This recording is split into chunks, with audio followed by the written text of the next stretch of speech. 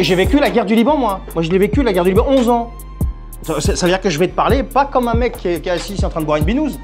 Je te parle d'un mec qui est né en 78, qui a été accueilli par anciennement Charonne, tu vois, avec ses chars en 78, qui sont rentrés venir me fêter ma naissance, tu vois. Première invasion. Je suis né en 78, hein. Redescends, là.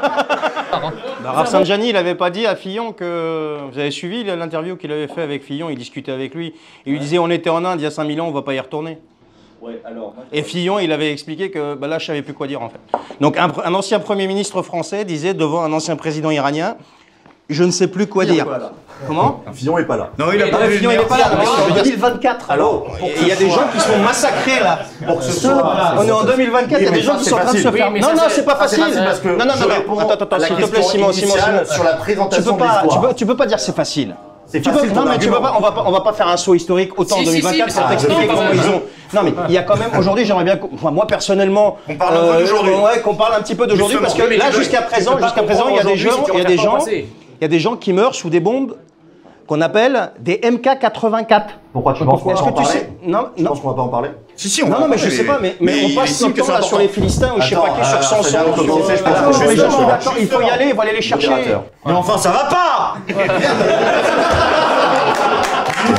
Les Juifs, ce sont ceux qui ont fait la chaise. Alors après, il y a eu des empires coloniaux. Ils ont ajouté un coussin. Ils ont ajouté des moulures, trucs. Mais sans les Juifs, il n'y a pas de chaise, il n'y a pas de terre d'Israël. Sans les Juifs, il n'y a pas de Jérusalem. C'est une colline perdue au Moyen-Orient. Sans les Juifs, il n'y a pas de christianisme et donc pas de croisade, donc pas d'occupation chrétienne européenne en Palestine. Sans les Juifs, il n'y a pas d'islam, il n'y a pas de conquête arabe, moudjahidine dans tout le Moyen-Orient et dans toute la... Voilà, commence pas par les religions. Sans les Juifs, il n'y a pas Jésus sur la croix non plus, quoi. C'est vrai,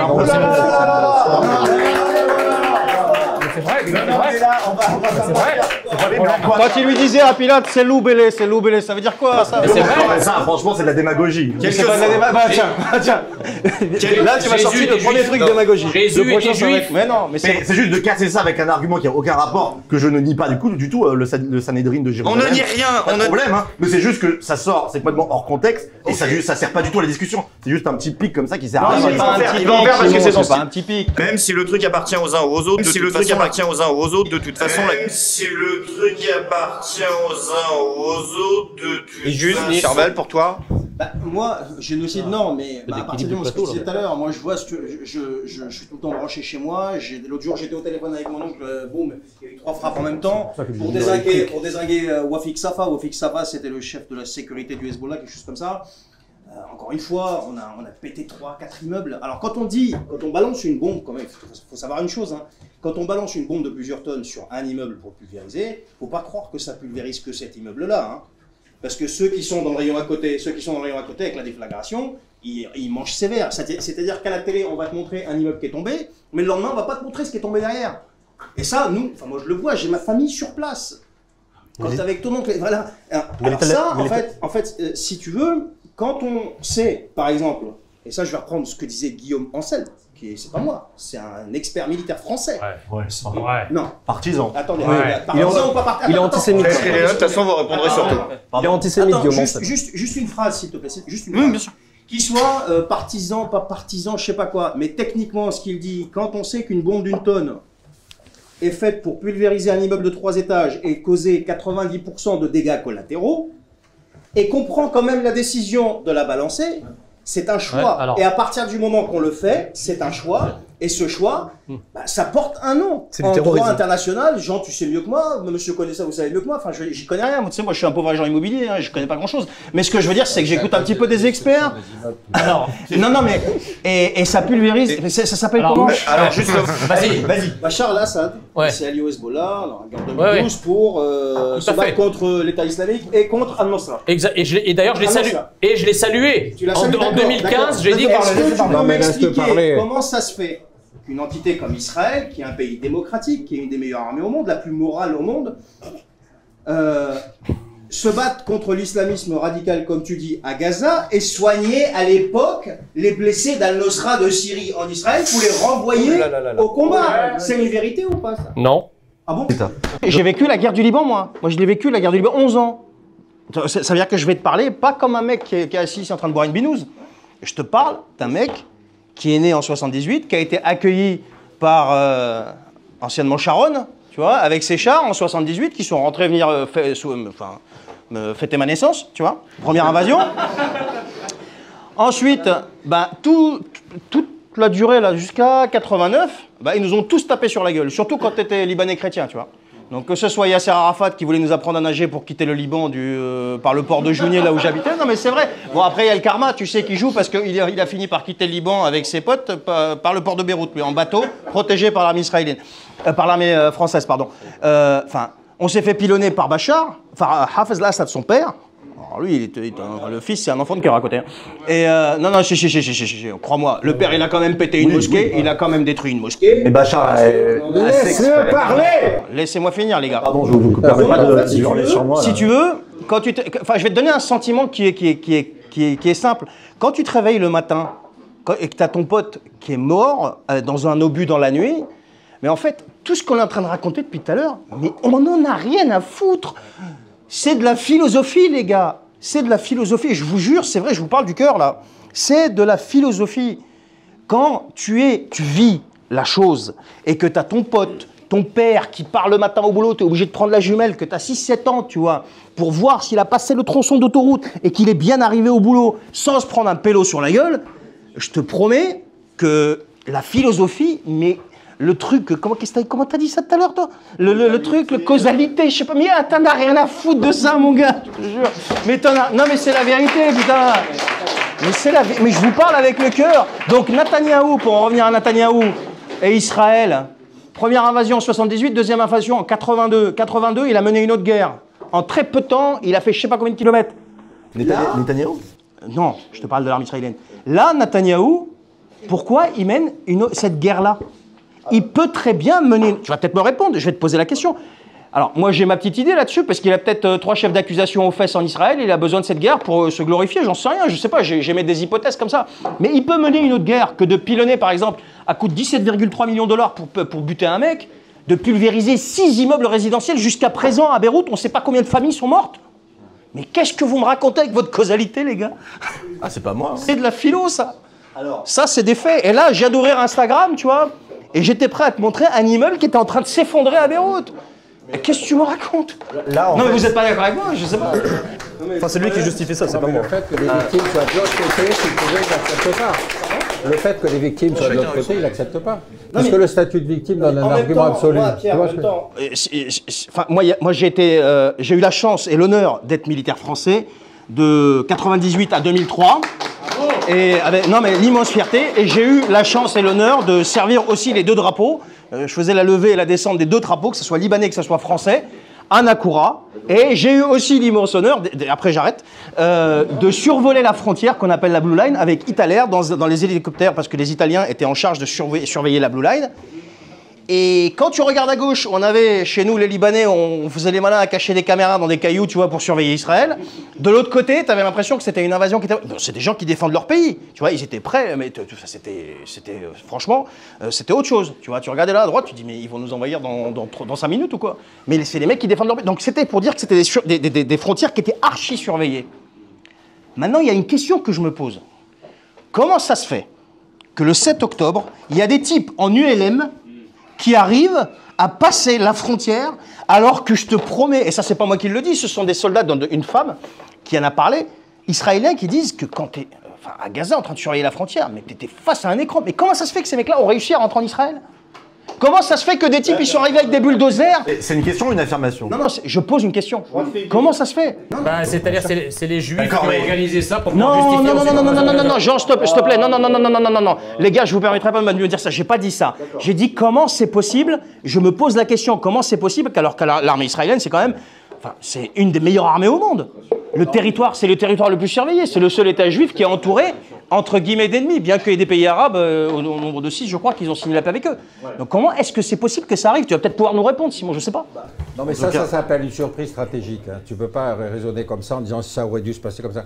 Rappelle-toi 40. La meilleure armée du monde, c'est l'armée française. C'est vrai. Le point Godwin. Ouais, ça, je suis d'accord. La surprise, c'est ça, c'est de prendre l'adversaire complètement là où il n'attend pas. Bon, ils avaient déplacé des contingents très importants en Cisjordanie parce qu'on avait une intensification de la colonisation, une intensification de 300 Non, mais Simon, je te pose la question vraiment sincèrement. Hein. C'est pas un... Moi, bon, si on commence à analyser la géopolitique, la diplomatie, les relations à l'aune des traumatismes des victimes respectives, alors là... Moi, je suis pas traumatisé. Non, mais il y en a qui sont traumatisés. Alors déjà, comment est-ce que vous voyez la position diplomatique de la France, de l'Europe, des États-Unis en règle générale, ou même des Nations Unies? Est-ce que vous la trouvez au niveau de l'enjeu? Est-ce que vous la trouvez... Vous n'avez plus de diplomatie, la France.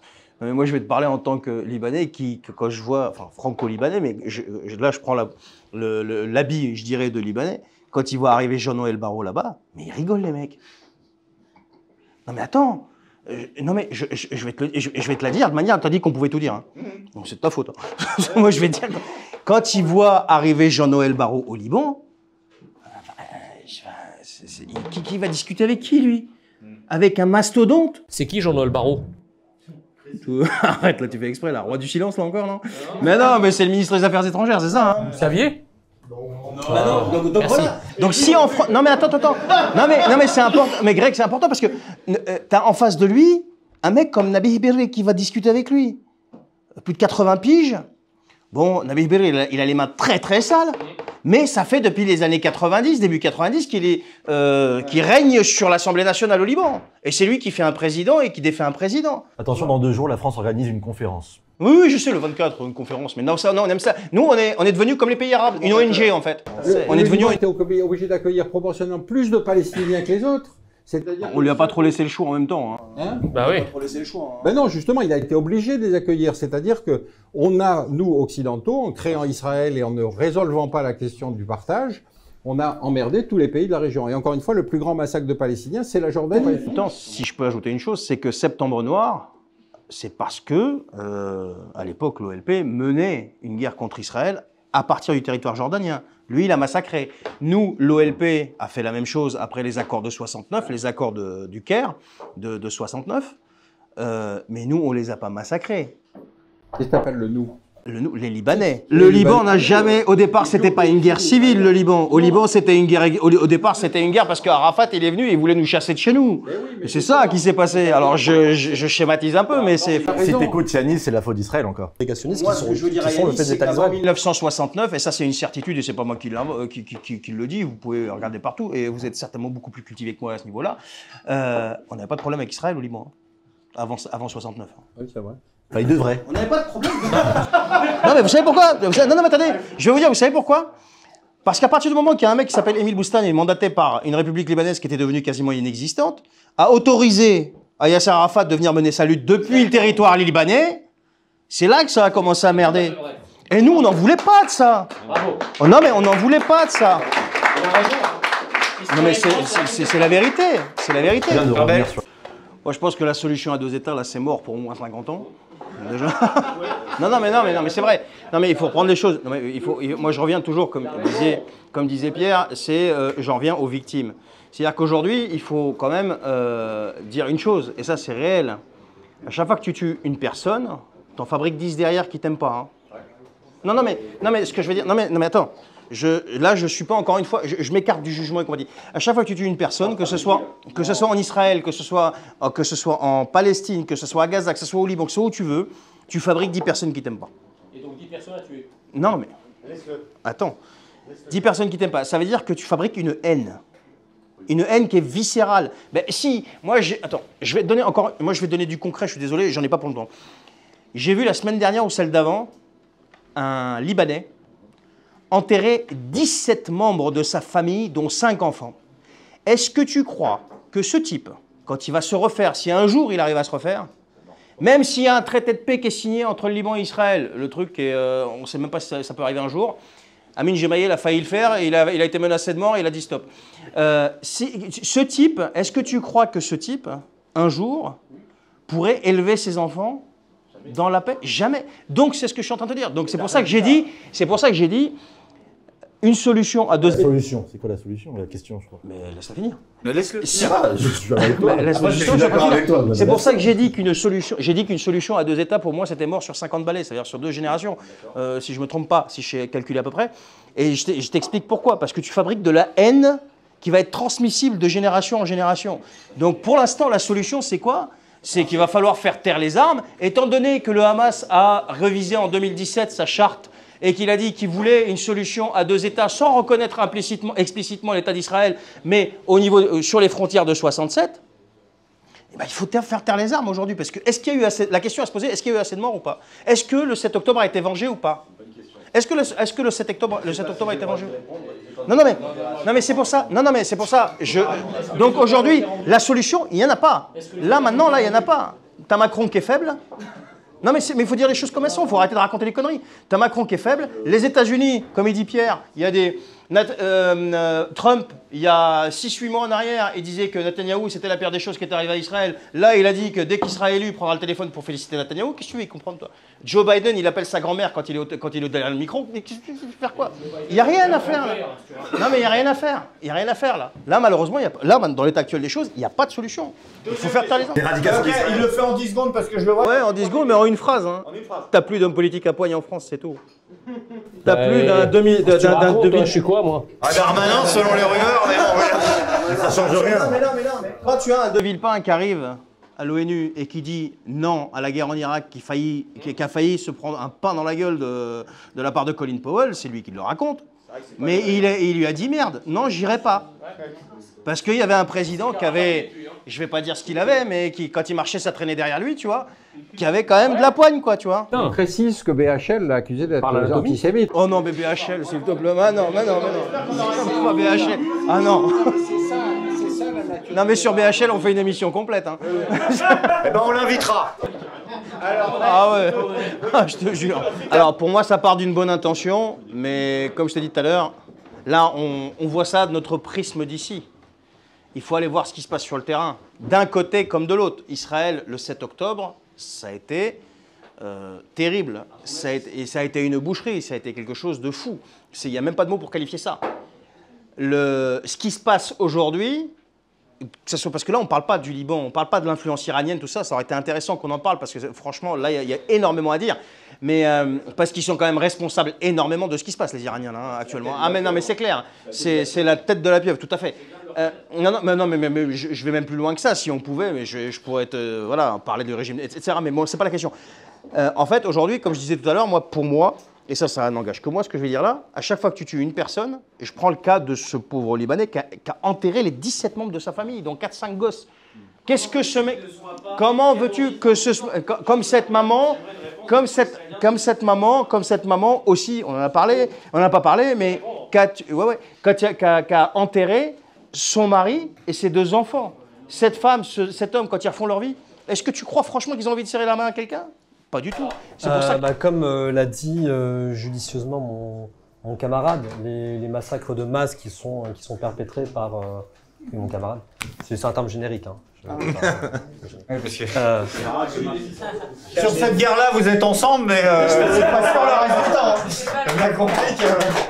Moi, sur cette guerre-là, je suis sur... Oui, voilà. Mais il y a 2 sujets, quoi. 2 salles, 2 ambiances, vraiment.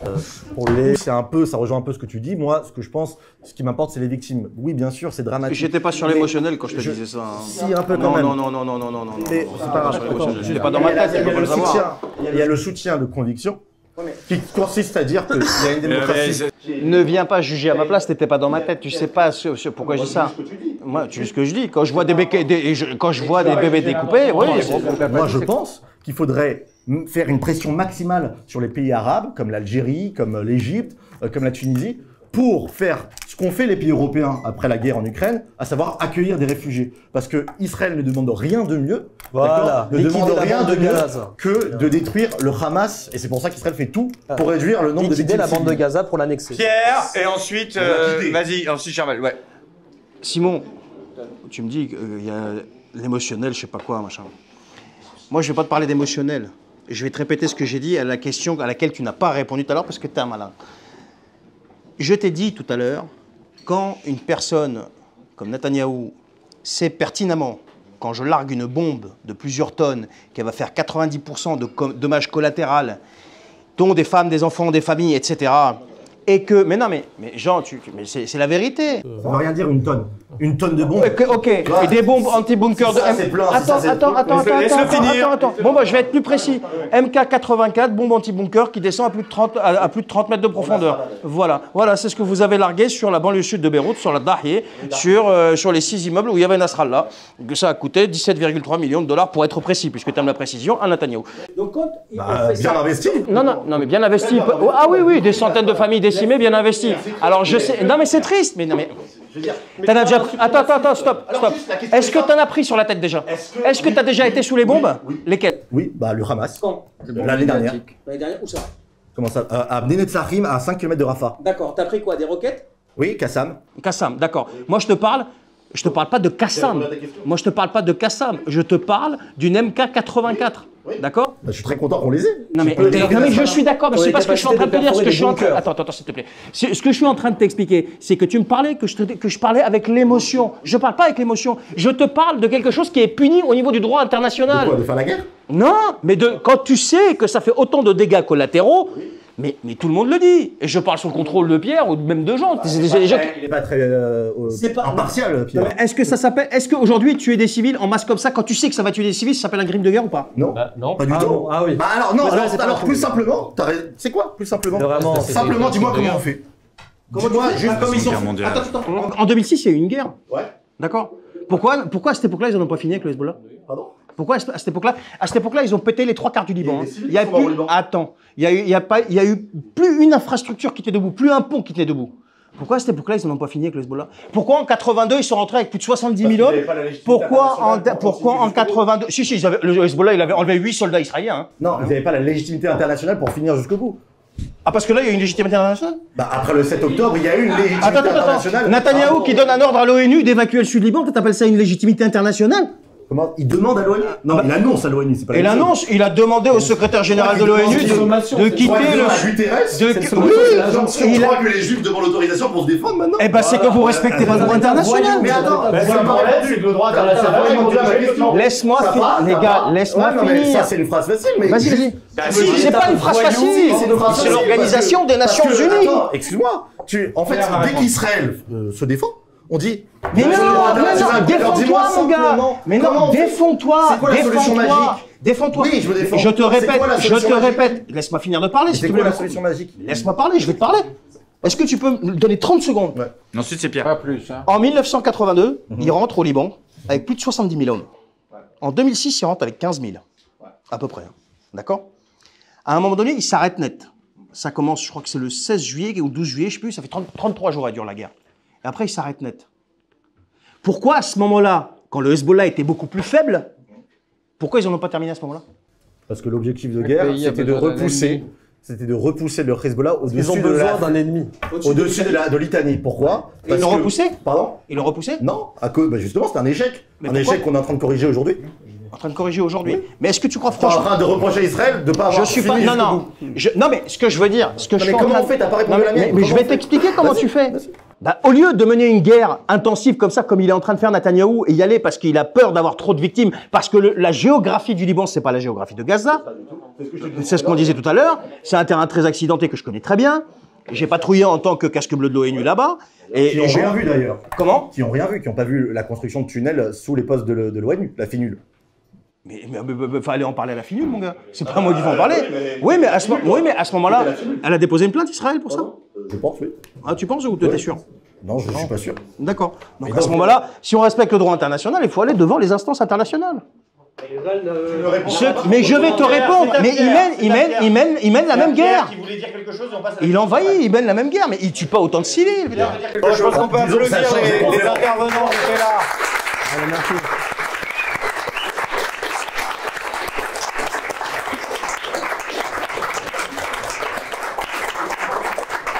C'était un débat compliqué, avec beaucoup de tension. Et on va raccompagner nos invités, et ceux qui veulent rester peuvent rester. Merci à tous d'avoir été là. L'émission était compliquée. Merci à vous, merci au bar, merci à la régie, merci Cognac Jet, à vous les studios, à très vite.